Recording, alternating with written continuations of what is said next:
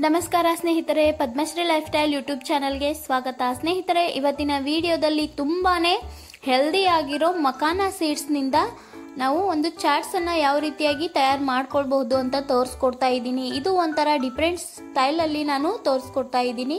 ತುಂಬಾನೇ ಟೇಸ್ಟಿ ಆಗಿರುತ್ತೆ ಮತ್ತೆ ಆರೋಗ್ಯಕ್ಕೂ ಕೂಡ ತುಂಬಾನೇ ಒಳ್ಳೆಯದು. ನಾವು ಸಂಜೆ ಟೈಮಲ್ಲಿ ನಮ್ಗೆ ಏನಾದ್ರೂ ತಿನ್ಬೇಕು ಅನಿಸಿದಾಗ ಕೇವಲ 2 ನಿಮಿಷದಲ್ಲಿ ನಾವು ಇದನ್ನ ಮಾಡ್ಕೊಂಡು ತಿನ್ನಬಹುದು.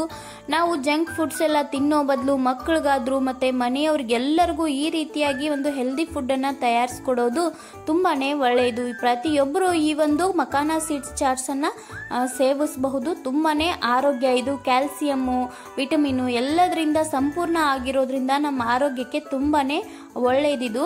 ಜಂಕ್ ಫುಡ್ಸ್ಗಿಂತ ನಾವು ಸಂಜೆ ವೇಳೆ ಈ ತರ ಒಂದು ಸ್ನ್ಯಾಕ್ಸ್ ಗಳನ್ನ ಮಾಡ್ಕೊಂಡು ತಿಂದ್ರೆ ನಾವು ಆರಾಮಾಗಿರ್ತೀವಿ ಮತ್ತೆ ಮನೆಯವರು ಎಲ್ಲರೂ ಕೂಡ ಆರಾಮಾಗಿರ್ತಾರೆ.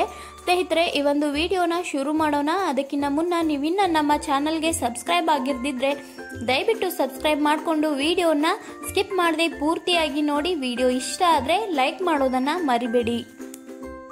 ಮೊದಲಿಗೆ ಬೇಕಾಗಿರುವಂತಹ ಸಾಮಗ್ರಿಗಳನ್ನ ನೋಡೋಣ. ಸ್ನೇಹಿತರೆ, ಇಲ್ಲಿ ಮೊದಲನೇದಾಗಿ ನಾನು 1 ಬೌಲ್ ಆಗುವಷ್ಟು ಮಕಾನಾ ಸೀಡ್ಸ್ ಅನ್ನ ತಗೊಂಡಿದ್ದೀನಿ. ಇದಕ್ಕೆ ಒಂದು 2 ಸ್ಪೂನ್ ದಷ್ಟು ತುಪ್ಪವನ್ನ ತೆಗೆದುಕೊಂಡಿದ್ದೀನಿ. ಮತ್ತೆ ಒಂದು 5 ರಿಂದ 6 ಮೆಣಸಿನ ಕಾಳನ್ನ ಈ ರೀತಿಯಾಗಿ ಪುಡಿ ಮಾಡಿ ಇಟ್ಕೊಂಡಿದ್ದೀನಿ. ಇದು ಜೀರಿಗೆನ ಸ್ವಲ್ಪ ಡ್ರೈ ರೋಸ್ಟ್ ಮಾಡಿ ಪುಡಿ ಮಾಡಿ ಇಟ್ಕೊಂಡಿದ್ದೀನಿ.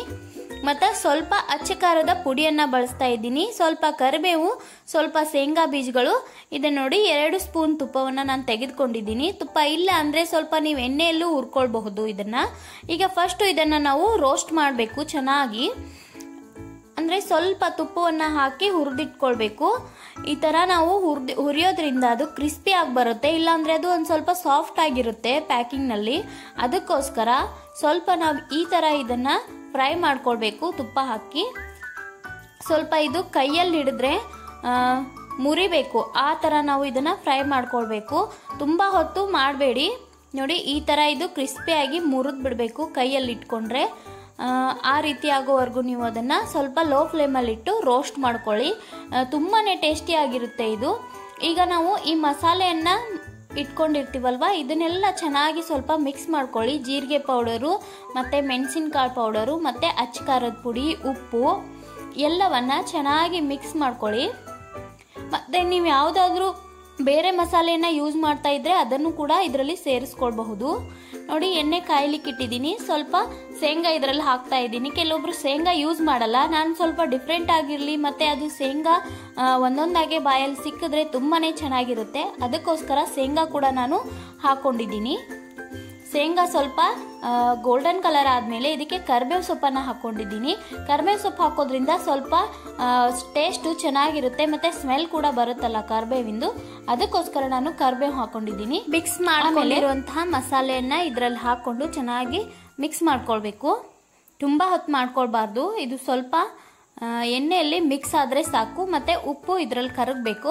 ಈಗ ನಾವು ಮಕಾನಾ ಸೀಡ್ಸ್ ಅನ್ನ ಇದರಲ್ಲಿ ಹಾಕೊಂಡು ಚೆನ್ನಾಗಿ ಮಿಕ್ಸ್ ಮಾಡ್ಕೊಳ್ಳೋಣ. ನೀವು ಇದಕ್ಕೆ ಬೇಕಿದ್ರೆ ಮೇಲ್ಗಡೆ ಈರುಳ್ಳಿ ಮತ್ತೆ ಕೊತ್ತಂಬರಿ ಸೊಪ್ಪನ್ನ ಸಹ ಹಾಕೊಳ್ಬಹುದು. ನೋಡಿ, ಮಿಕ್ಸ್ ಆದ್ಮೇಲೆ ಈ ರೀತಿಯಾಗಿ ಕಾಣ್ತಾ ಇದೆ. ತುಂಬಾನೇ ಟೇಸ್ಟಿ ಆಗಿರುತ್ತೆ. ಪ್ರತಿಯೊಬ್ರು ಇದನ್ನ ತಿನ್ಬಹುದು ಸ್ನೇಹಿತರೆ. ಒಮ್ಮೆ ಆದ್ರೂ ಈ ತರ ರೆಸಿಪಿಗಳನ್ನ ಟ್ರೈ ಮಾಡಿ. ಇದರಿಂದ ನಮ್ಮ ಕ್ಯಾಲ್ಸಿಯಂ ಜಾಸ್ತಿ ಆಗುತ್ತೆ ಮತ್ತೆ ಇದರಿಂದ ನಾವು ಸ್ವೀಟ್ ಕೂಡ ಮಾಡ್ಕೊಂಡು ತಿನ್ಬಹುದು.